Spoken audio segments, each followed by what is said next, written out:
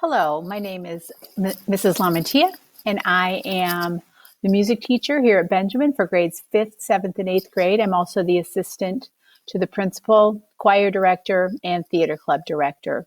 I'm very excited to start this school year with your students in my music class. And right now I'd like to provide a little bit of an overview of what we'll be doing during our time together in music class. So first of all, of course, we are going to be doing remote learning. We had our first class today, and your students were there and engaged and smiling. So it was a great first day. We'll be meeting every day, 7th period, which during this remote learning time is 10:36 to 11:01. Your students know to go to their Canvas page for music, and there is a link for their Zoom music class. They just click on that link. They'll be put into a waiting room and I will let them in. They know to have their first name and last initial. And then we will begin class once I have taken attendance and have everyone there. There will also be a check for understanding Zoom in the afternoon from 2:05 to 2:35. That is not required attendance, but if they do have any questions about music activities, assignments, or really anything, they can check in at that time with me. That is not required. That is certainly optional. And all teachers have this check for understanding link.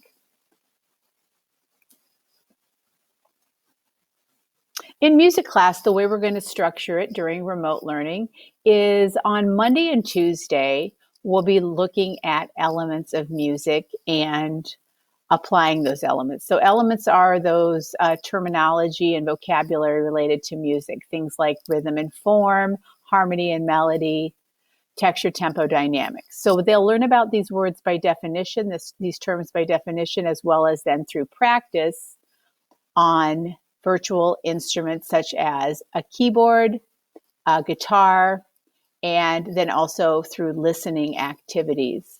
I had a student today ask me if they have a keyboard and or a guitar at home, if they could use that. And of course, they certainly can, as well as experimenting with the virtual tools that I'm going to be providing them. So again, on Tuesday, we'll continue to apply that terminology to musical experiences and opportunities. On Wednesday, we devote our time to history and composers. So in music class at Benjamin since 5th grade, they've been taking a musical journey through time, starting with the 1600 to 1750 Baroque time period, and each year moving up a different time period. This year, in 8th grade, they have arrived to what is the current musical historical time period, and that is the modern time period. And it's a really interesting look at the world, really, because we try to integrate what was going on historically in the world and that impacted the music. So it is a really interesting and nice social studies integration with music class and their 8th grade social studies unit. A lot of crossover there. We also learn about jazz, which of course is a very uniquely American art form created in the United States in the 1920s. Again, that ties into their social studies curriculum. And then your students will do a research project in which they will select a year from the 20th century, 1955 to 1999. We choose those years because 1955 is around the year when rock and roll got going. And so we do transition from classical music to rock and roll.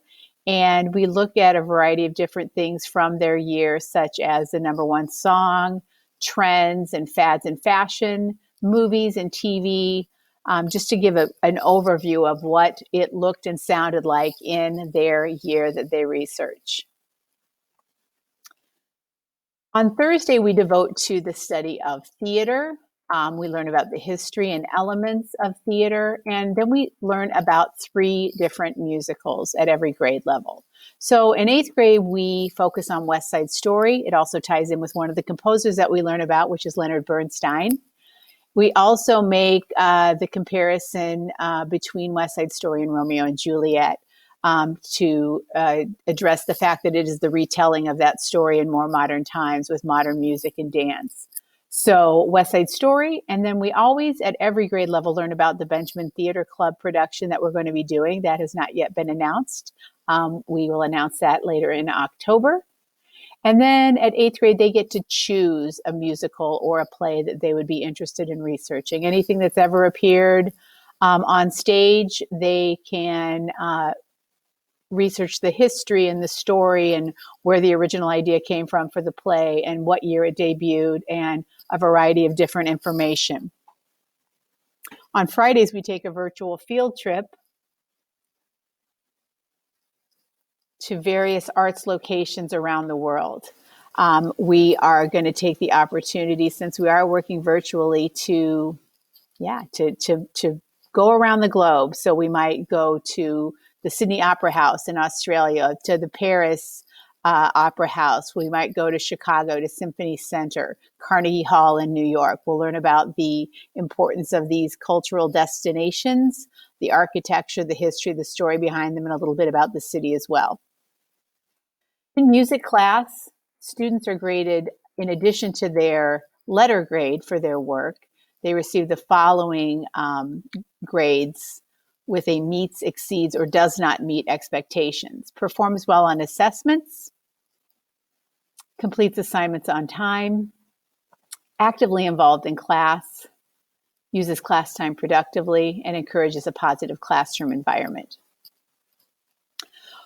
I also wanted to take this opportunity to mention that we will be starting choir on September 11th, Friday, September 11th at 7 a.m.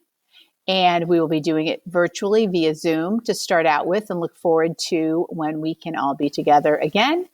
We will begin preparing for our performances throughout the year, and those dates have yet to be determined, but more information to follow. And if you'd like any more information, you can contact Mrs. Tepe or myself, as we are co-directors of choir. And then theater club, these dates are not all set, but we do plan on announcing the musical on October 16th. So if your student is interested in joining, that will be upon return to school, and we will get more information to them.